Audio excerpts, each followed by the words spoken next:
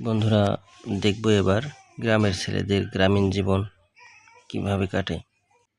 প্রতিদিন সকালবেলা ঘুম থেকে উঠে নামাজ পড়ে তারপর তারা যায় মাছ ধরতে। জাল পাতা থাকে, সেই জালের মধ্যে মাছ পড়ে সকালবেলা নিয়ে আসতে হয়।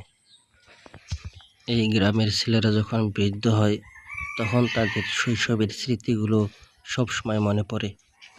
গ্রামের ছেলেদের গ্রামীণ জীবন অনেক আনন্দের, অনেক সুখের, অনেক মজার।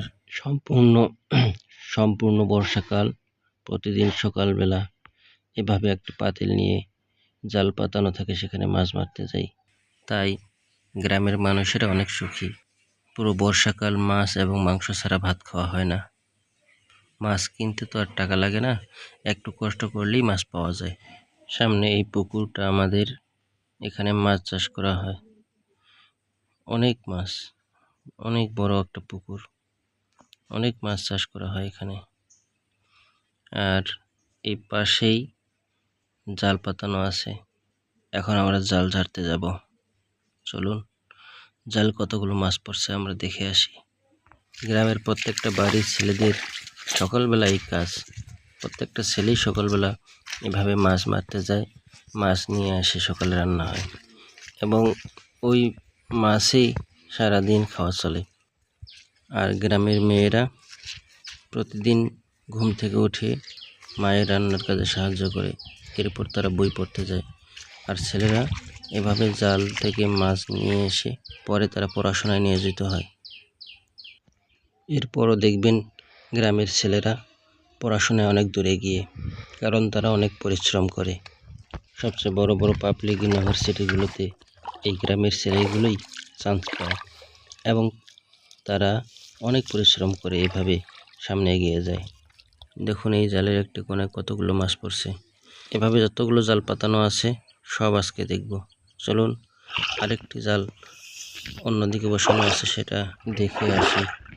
দেখুন, এখানে একটি হান্দি জাল অন্য কেউ পাতিয়েছে এবং সকালবেলা এসে ওরা মাছ নিয়ে গেছে।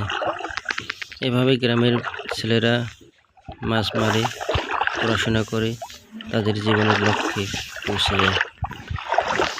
এই পানি পথে যাওয়া অনেক কষ্টকর, অনেক সময় পায়ে কোনো কিছু দিয়ে কাটা যেতে পারে, তাই অনেক রিস্কি এবং আমাদের ধীরে ধীরে পা ফেলতে হবে।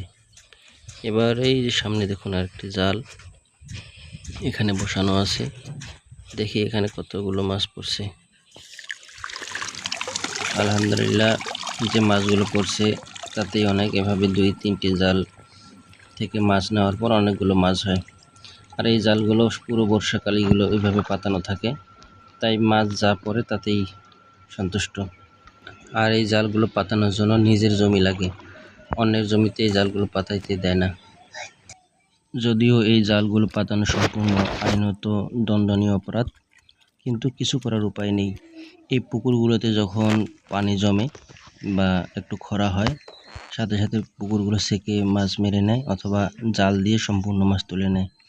এজন্য আমাদেরও ঠিক একইভাবে মাছ ধরতে হয়, নইলে মাছ পাওয়া যায় না। যদি মাছ ধরা অপরাধই হয় তাহলে সেই পুকুরগুলোতে মাছ মারা বন্ধ করাতে হবে। আর এখনকার মানুষ এতই খারাপ যে পুকুর, পুলের মুখ সহ সব কিছু কন্ট্রাক্ট দিয়ে দেয়, ভাড়া দিয়ে দেয় মাছ মারার জন্য। এর পরের দিনে আমরা এই মাছগুলো পাই। এভাবে প্রতিদিন মাছ মারা হয়। তাই বলি, গ্রামীণ জীবনটা অনেক আনন্দের, অনেক মজার এবং খুব সহজেই হরেক রকম মাছের স্বাদ উপভোগ করা যায়। তো বন্ধুরা, আজ এই পর্যন্তই।